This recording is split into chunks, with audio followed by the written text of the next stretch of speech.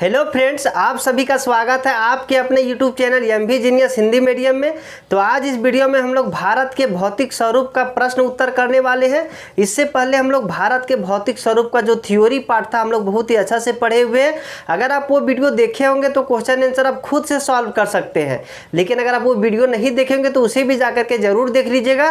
तो आज हम स्टार्ट करते हैं। भारत के भौतिक स्वरूप का जितना भी क्वेश्चन है हम आज इस वीडियो में सब क्वेश्चन को अच्छा से देखेंगे, और इस वीडियो को देखने के बाद आपका सारा क्वेश्चन इस वीडियो में ही लर्न हो जाएगा। इसीलिए आप ठीक से देखिए पहला नंबर क्वेश्चन क्या बोला गया है। फर्स्ट नंबर क्वेश्चन ऑब्जेक्टिव है, तो ऑब्जेक्टिव नंबर क्वेश्चन देखिए क्या है।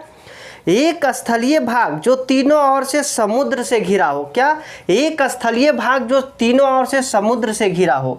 तो भारत का भौतिक स्वरूप पढ़ रहे, तो भारत का ऐसा प्लेस कौन सा है जो तीनों ओर से समुद्र से घिरा हुआ है।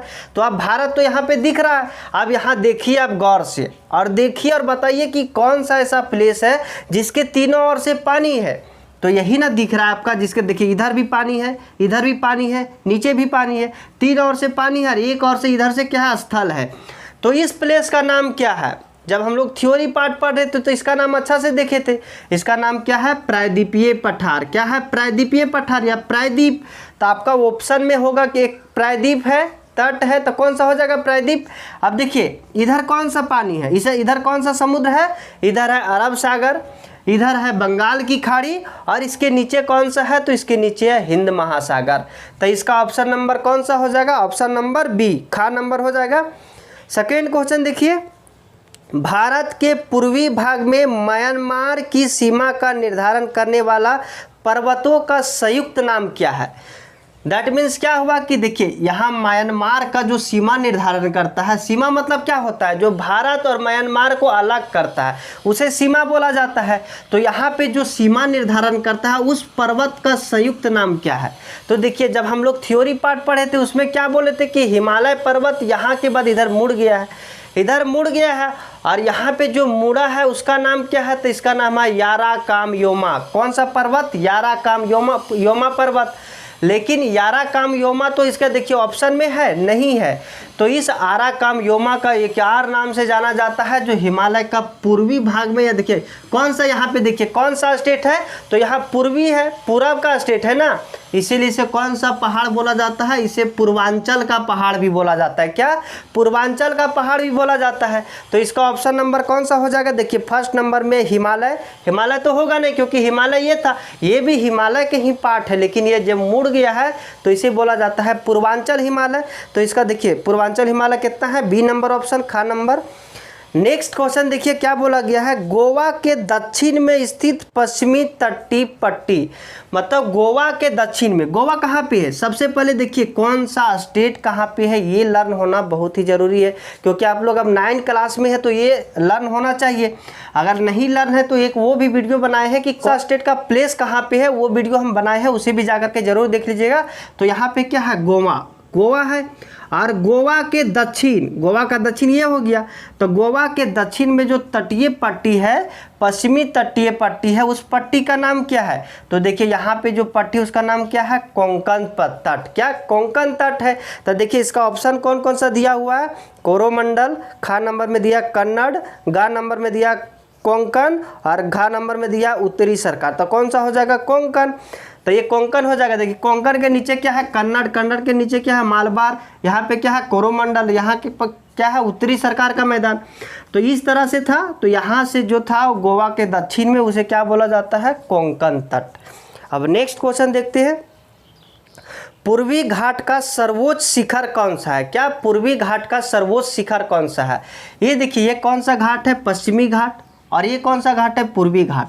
जब हम लोग थ्योरी पार्ट पढ़ रहे थे तो उसमें बोले थे जो पूर्वी घाट का सबसे ऊंची चोटी है या सबसे ऊंची पर्वत है, उस पर्वत का नाम क्या है? महेंद्रगिरी। कौन सा पर्वत है? महेंद्रगिरी। और पश्चिमी घाट में अगर पूछा जाता कि पश्चिमी घाट का सर्वोच्च चोटी कौन सा है, तो यहाँ पे अन्नाईमुड़ी और डोडाबेटा। क्या? अन्नाईमुड़ी और डोडाबेटा पश्चिमी घाट का वो सर्वोच्च चोटी हो जाता। आज देखिए आज कोरोना का वैक्सीन लिए है जिसके कारण थोड़ा सा अनकंफर्टेबल लग रहा है। तो अब देखते हैं वीडियो कितना तक बनता है। अब देखते हैं नेक्स्ट क्वेश्चन क्या बोला जा रहा है। निम्नलिखित प्रश्नों के संक्षेप में उत्तर दीजिए। क्या? निम्नलिखित प्रश्नों का संक्षेप में उत्तर दीजिए, मतलब इसका आंसर छोटा छोटा होगा। अब देखिए सेकेंड का फर्स्ट नंबर में क्या है, भाबर क्या होता है। भाबर क्या होता है, तो सबसे पहले भाबर क्या होता है, एक प्लेस का नाम है भाबर। अब कौन सा प्लेस का नाम हम भाबर बोल सकते हैं, तो देखिए इसको समझना होगा ठीक से।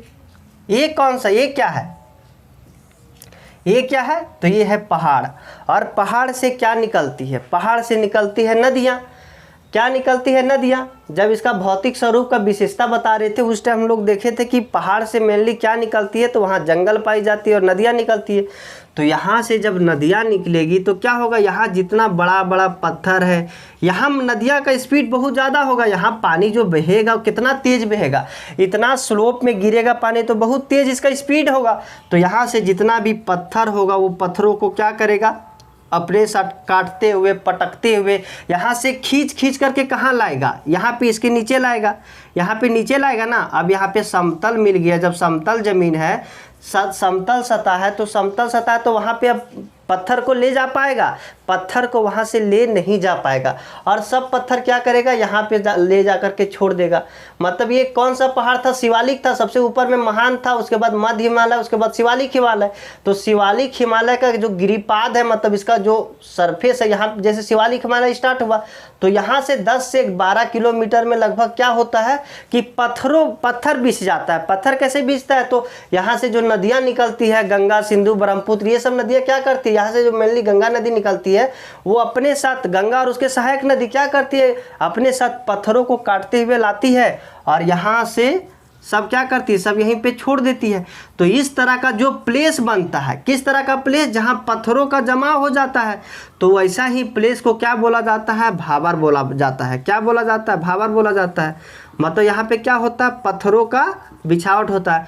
अब यहाँ पे देखिए ये ज़मीन उपजाऊ होगा, आप सोच के बताइए, ये ज़मीन उपजाऊ होगा, इसमें फर्टिलिटी कैसा होगा, कम होगा, क्योंकि यहाँ पे पूरा पत्थर है। अब यहाँ पे कौन सा खेती होगा, पत्थर में कोई खेती हो पाएगा, कोई भी खेती नहीं होगा ढंग से। तो इस प्लेस को क्या बोला जाता है, भाबर प्रदेश। आप देखते हैं नेक्स्ट क्वेश्चन।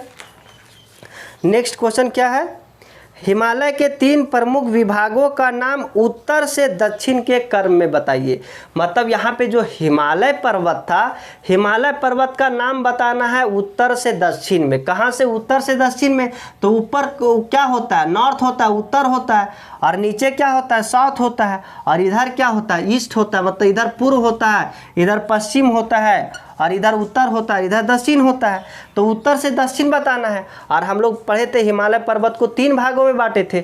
सबसे ऊपर वाला को क्या बोले थे, महान हिमालय, बीच वाला को क्या बोले थे, मध्य हिमालय, और सबसे नीचे वाला को क्या बोले थे, शिवालिक हिमालय। क्या बोले थे, शिवालिक हिमालय। इसे शिवालिक हिमालय क्यों बोला जाता है, ये भी हम लोग वीडियो में देखे थे, जब इसका चैप्टर पढ़ रहे थे। तो शिवालिक हिमालय इसे क्यों बोला जाता है वो भी समझे थे। देखिए इसको मेनली शिवालिक हिमालय इसीलिए बोला जाता है क्योंकि शिव भगवान इसी पहाड़ पे रहते थे, इसीलिए इसका नाम शिवालिक हिमालय पड़ा है। देखिए इस महान हिमालय के और भी नाम है, जैसे इसे बोला जाता है आंतरिक हिमालय, इसे बोला जाता है हिमाद्री हिमालय। अब हिमाद्री हिमालय, आंतरिक हिमालय क्यों बोला जाता है, सब हम थ्योरी वाला पार्ट में सब रीजन देखे थे। इसे आंतरिक क्यों बोला जाता है, इसे हिमाद्री क्यों बोला जाता है, ये सब रीजन देखे थे। अब देखिए अभी दूसरा वाला इसको क्या बोलते हैं, मध्य हिमालय। इसका भी 2-3 नाम है। इसे बोला जाता है हिमाचल हिमालय, इसे बोला जाता है निम्न हिमालय, और इसे ही बोला जाता है मध्य हिमालय। हिमाचल हिमालय इसीलिए बोला जाता है क्योंकि इस हिमालय का ज़्यादातर विस्तार हिमाचल में है, इसीलिए इसे हिमाचल का हिमालय बोला जाता है। इसे मध्य हिमालय भी बोला जाता है। और इसे देखिए हिमाद्री हिमालय इसीलिए बोला जाता है क्योंकि ये इसका जो ऊंचाई है, इस हिमालय का जो ऊंचाई है वो 6000 मीटर से भी ज़्यादा है, जिसके कारण वहाँ पे पूरा क्या होता है, बर्फ होता है, बर्फ से ढका होता है। और बर्फ को क्या बोला जाता है, हिम बोला जाता है, इसीलिए हिम से ढका हुआ चीज़ को क्या बोला जाता है, हिमाद्री। क्या, हिमाद्री। और इसे हिमालय, महान हिमालय इसीलिए बोला जाता है क्योंकि यहाँ पे सबसे ऊंचे ऊंचे पर्वत है, इसीलिए इसे महान हिमालय भी बोला जाता है। तो इस तरह से हम लोग 3 नाम देखे।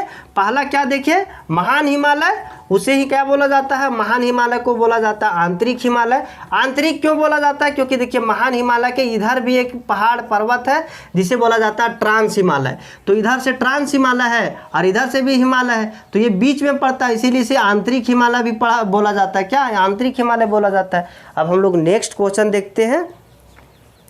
नेक्स्ट क्वेश्चन क्या है, अरावली और विंध्याचल की पहाड़ियों में कौन सा पठार स्थित है। मतलब अरावली और विंध्याचल के पहाड़ों में कौन सा पठार स्थित है। अब यहाँ पे देखिए ये कौन सा पहाड़ हो जाएगा, ये अरावली पर्वत हो जाएगा, अरावली पर्वत हो जाएगा। और ये कौन सा पहाड़ है, विंध्याचल है। कौन, विंध्याचल है। और अरावली और विंध्याचल के बीच में जो पठार है उस पठार का नाम क्या है, तो इस पठार का नाम है मालवा का पठार। क्या है, मालवा का पठार। तो इस पठार का नाम क्या है, मालवा का पठार। अब नेक्स्ट क्वेश्चन देखते हैं। देखिए आपको क्वेश्चन शो कर दे रहे हैं, आप क्वेश्चन भी ध्यान दीजिएगा, नहीं तो बुक होगा आपके पास, बुक में देखिए। नेक्स्ट क्वेश्चन क्या बोला जा रहा है, भारत के उन द्वीपों का नाम बताइए जो परवाल से निर्मित है। तो इसको तो हम लोग अच्छा से पढ़े थे, परवाल से निर्मित। देखिए भारत में सबसे पहले 2 द्वीप है, द्वीप को भी हम लोग 2 भागों में बांटे थे, एक ये अंडमान निकोबार और ये है लक्षद्वीप। तो दोनों द्वीपों में से जो परवाल से निर्मित है वो परवाल से निर्मित द्वीप कौन सा है। अगर आप कन्फ्यूजन में है, कन्फ्यूज करते होंगे तो सुन लीजिए। ये देखिए ये किसका विस्तार है, ये हिमालय का ही विस्तार है। हिमालय इधर से मुड़ा हुआ है तो ये हिमालय के ही विस्तार है, तो ये तो परवाल से निर्मित होगा नहीं। तो यहाँ पे बच गया अब कौन सा, लक्षद्वीप। क्या, लक्षद्वीप। लक्षद्वीप का और बहुत सारा नाम था, लेकिन 1973 ईस्वी में इसका नाम लक्षद्वीप रखा गया। इसका पहले नाम लकाद्वीप था, मिनिकॉय द्वीप था, अमीन द्वीप था, बहुत सारा नाम था, लेकिन अभी इसे लक्षद्वीप के नाम से जाना जाता है 1973 ईस्वी से। तो ये कौन सा द्वीप है, लक्षद्वीप। और यही द्वीप है से परवाल से निर्मित है। किससे है, परवाल से निर्मित है। अब हम लोग नेक्स्ट क्वेश्चन देखते हैं। सेकेंड नंबर क्वेश्चन में बस इतना ही था। थर्ड नंबर क्वेश्चन क्या है, निम्नलिखित में अंतर स्पष्ट कीजिए। अब अंतर बताना होता है कोई भी चीज़ का, तो किस तरह से बताते हैं, तुलना करके। जैसे हम हैं, एक और कोई है, हम बोले कि बताइए ये दोनों में अंतर क्या है, हम लोग दोनों में अंतर क्या है, तो आप देख करके बताएंगे कि इसका हाइट कम है, इसका हाइट ज़्यादा है, या थोड़ा ये मोटा है वो थोड़ा पतला है। तो इस तरह से आप अंतर बताइएगा ताकि अच्छा आपको आंसर मिले। तो इस क्वेश्चन में भी उसी तरह से आपको आंसर देना है। फर्स्ट नंबर क्या है, बांगर और खादर में क्या अंतर है। क्या, बांगर और खादर में आपको अंतर बताना है। तो यहाँ पे आप देखे थे कि ये क्या था, हिमालय पर्वत था, हिमालय पर्वत था, और यहाँ से नदियाँ निकलती थी। तो यहाँ सब पत्थरों को छोड़ दी, पत्थरों को छोड़ दी, और यहाँ से नदी बहने लगी, यहाँ से नदी बहने लगी ना। अब पत्थर को छोड़ दी लेकिन मिट्टी को लेते गई। क्या, मिट्टी को लेते गई, पत्थरों को तो छोड़ दी लेकिन मिट्टी को लेते गई, और मिट्टी को क्या की, इधर बिछाते गई। यहाँ थोड़ा सा, यहाँ तराई प्रदेश है तो इसके आगे यहाँ तराई प्रदेश क्यों होता है, क्योंकि देखिए यहाँ नदी जो होता है ना, यहाँ से आने के बाद यहाँ गायब हो जाता है, जैसे पत्थरों में गायब हो जाता है। अब पत्थरों में गायब हो जाता है तो यहाँ थोड़ा सा पानी जम जाता है, तो इसे तराई बोला जाता है। अब तराई के आगे यहाँ पे जो प्लेस होता है, तो यहाँ मिट्टी ला रही है साथ में, तो मिट्टी क्या करती है, इधर बिछा देती है, मिट्टी इधर छोड़ देती है, क्योंकि अब कितना दूर मिट्टी ले जाएगी, यहाँ से तो लेके आ रही है, अब कितना दूर लेते जाएगी। अब इधर पानी का भी स्लोप थोड़ा सा, मतलब ज़मीन का भी स्लोप थोड़ा सा कम हो गया है, और पानी भी थोड़ा सा धीरे हो गया है, तो यहाँ पे मिट्टी छोड़ देती है। क्या, मिट्टी छोड़ देती है। अब देखिए यहाँ 2 चीज़ आप ध्यान रखिए। क्या पानी हर वर्ष एक ही जैसा बाढ़ लाएगी, नहीं, कभी कभी होता है। अब अपने गांव में भी, गांव के भी नदी में देखे होंगे कि कोई साल ऐसा बाढ़ आता है कि इतना दूर पानी चढ़ जाता है कि आप विश्वास नहीं करते होंगे कि इतना दूर भी पानी चढ़ सकता है। लेकिन कोई साल ऐसा होता है कि ज़्यादा दूर पानी चढ़ नहीं पाता है। लेकिन देखिए कुछ दूर तक तो बाढ़ हमेशा हर साल आती है कि नहीं, हर साल आती होगी। लेकिन कोई साल क्या होता है कि ज़्यादा दूर तक बाढ़ का पानी चढ़ जाता है। क्या, ज़्यादा दूर तक बाढ़ का पानी चढ़ जाता है। जैसे हम मान लेते हैं कि हर वर्ष जो प्रत्येक ईयर जो होता है यहाँ तक पानी चढ़ती थी, यहाँ तक हर वर्ष पानी चढ़ती थी, लेकिन कोई साल इधर भी चढ़ जाती है। क्या, कोई साल ऊपर भी चढ़ जाती है। तो यहाँ का जो मिट्टी पाया जाएगा, मतलब जहाँ हर वर्ष मिट्टी रिन्यू नहीं होता है, हर वर्ष मिट्टी नया नहीं होता, उसे बोला जाता है बांगर। क्या बोला जाता है, बांगर, इसे बांगर बोला जाता है। और जहां हर वर्ष मिट्टी न्यू होते रहती है, बांगर बोला जाता है। और जहां हर वर्ष मिट्टी न्यू होती रहती है उसे बोला जाता है खादर। क्या बोला जाता है, खादर। खादर मिट्टी किसे बोला जाता है, तो देखिए इसका अंतर आप लिखिएगा। तो सबसे पहला अंतर क्या लिखिएगा, उत्तरी मैदान का वह मिट्टी जो पुरानी जलोढ़ से बनी हुई है उसे क्या बोला जाएगा, बांगर, क्योंकि ये पुरानी है, यहाँ पे हर वर्ष बाढ़ के पानी चढ़ता नहीं है, तो ये पुरान हो गई है, इसीलिए से कि पुरानी जलोढ़ मिट्टी बोला जाता है। और जो नई जलोढ़ मिट्टी होता है, जैसे उत्तरी मैदान का नई जलोढ़ मिट्टी क्या कहलाता है, खादर।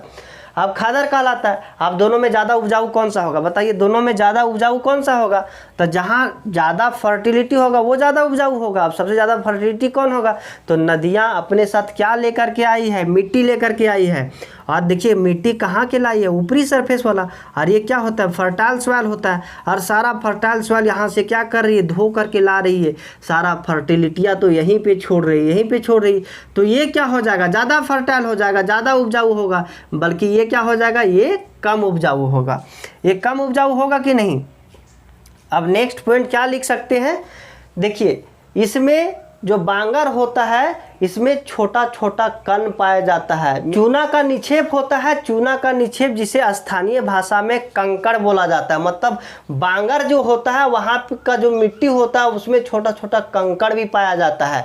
लेकिन जो खादर प्लेस होता है वहाँ का मिट्टी महीन होता है, क्ले होता है और बहुत ही उपजाऊ होता है। तो इसका मिट्टी में क्या पाया जाता है, तो चूना का निक्षेप पाया जाता है जिसे स्थानीय भाषा में कंकड़ बोला जाता है। देखिए इसका क्वेश्चन आंसर भी हम दे देंगे, आप स्क्रीनशॉट भी कर लीजिएगा।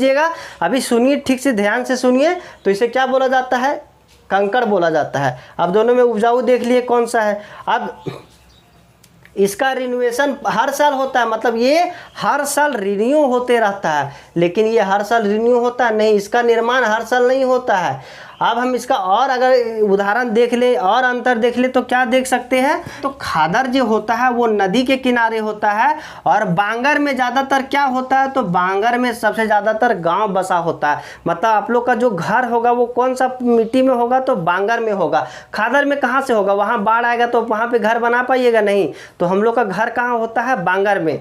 तो ये था खादर और बांगर में अंतर। अब देखिए इसका हम क्वेश्चन दे देते हैं, इसका स्क्रीनशॉट ले लीजिए। आप क्वालिटी थोड़ा सा इंप्रूव कर लीजिएगा, बढ़ा लीजिएगा ताकि आपका क्वालिटी थोड़ा सा ठीक दिखे। देखिए इसका स्क्रीनशॉट ले लीजिए। इसी तरह से हम सारा क्वेश्चन का स्क्रीनशॉट खिंचवा देंगे। नहीं होगा तो नीचे हम डिस्क्रिप्शन बॉक्स में दे देंगे, इसका लिंक भी आप डाउनलोड कर लीजिएगा। अब देखिए नेक्स्ट क्वेश्चन क्या बोला गया है, पूर्वी घाट तथा पश्चिमी घाट। अब पूर्वी घाट तथा पश्चिमी घाट में अंतर हम लोग देखते हैं। तो देखिए पश्चिमी घाट कहाँ पे है, तो ये पश्चिमी घाट हो गया और ये पूर्वी घाट हो गया। अब इसे पश्चिमी घाट क्यों बोला जाता है, क्योंकि ये देखिए पश्चिम में, इसीलिए क्या बोला जाता है इसे पश्चिमी घाट। और ये पूरब में होने के कारण इसे क्या बोला जाता है, पूर्वी घाट। तो पश्चिमी घाट कहाँ पे है, तो पश्चिमी घाट पश्चिमी तट के पास स्थित है। ये क्या होता है, तट है। देखिए यहाँ पे जो समुद्र से लगा हुआ है उसे क्या बोला जाता है, तट। और तट से लगा हुआ जो ये अंदर वाला किनारा होता है उसे क्या बोला जाता है, घाट। क्या बोला जाता है, घाट।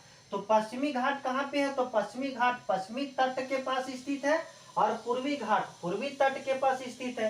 पहला नंबर अंतर देखिए। दूसरा नंबर अंतर हम देखते हैं कि यहाँ का जो पर्वत है, यहाँ का जो पर्वत है वो ऊंचे ऊंचे पर्वत है और यहाँ का ऊंचाई थोड़ा कम है। यहाँ का जो पर्वत पाया जाता है उसका औसत ऊंचाई कितना है, तो 900 से 1600 मीटर। औसत ऊंचाई कितना है, 900 से 1600 मीटर ऊंचा है। लेकिन जबकि इधर का जो पर्वत है उसका औसत ऊंचाई कितना है, तो 600 मीटर है। मात्र कितना है, तो 600 मीटर है। तो कितना कम वहां का हाइट है। तो देखिए अब देखिए थर्ड नंबर अंतर देख लेते हैं। दूसरा नंबर अंतर ये हो गया। तीसरा नंबर अंतर और क्या हो सकता है, तो देखिए पूर्वी घाट जो है वो ज्यादा कटा फटा है। क्या है, कटा फटा है। तो कटा फटा क्यों है, तो देखिए कटा फटा इसीलिए है क्योंकि जितना ये प्रायद्वीपीय पठार है और इस प्रायद्वीपीय पठार से जो नदियां निकलती है वो पूरब की ओर क्या फ्लो होती है, इधर की ओर बहती है। क्योंकि इधर का हाइट थोड़ा ज्यादा होने के कारण नदियां जिधर डाउन रहेगी उधर ही ना बहेगी। तो इधर क्या होती है कि इधर ही नदी बहती है, जैसे महानदी, गोदावरी, कृष्णा, कावेरी सब उधर ही ना बहती है। जिसके कारण अब बहती है तो पानी समुद्र में मिलाएगी। तो समुद्र में मिलाएगी तो क्या करेगी, ये पूरा पूर्वी घाट को तोड़ के रख दिए। मतलब कटा फटा है, कटा फटा है ना। देखिए यहाँ थोड़ा सा है, फिर कट गया, फिर थोड़ा सा है, फिर कट गया, फिर थोड़ा सा है, फिर कट गया है। तो इस तरह से पूर्वी घाट है वो क्या है, कटा फटा है। लेकिन जो पश्चिमी घाट है वो क्या है, नियमित है। क्या है, नियमित है। यहाँ पे ज्यादा कटा फटा नहीं होने का मेन कारण यही है कि इधर बहुत कम नदियां बहती है, इसीलिए इस घाट को ज्यादा काट फाट नहीं की है।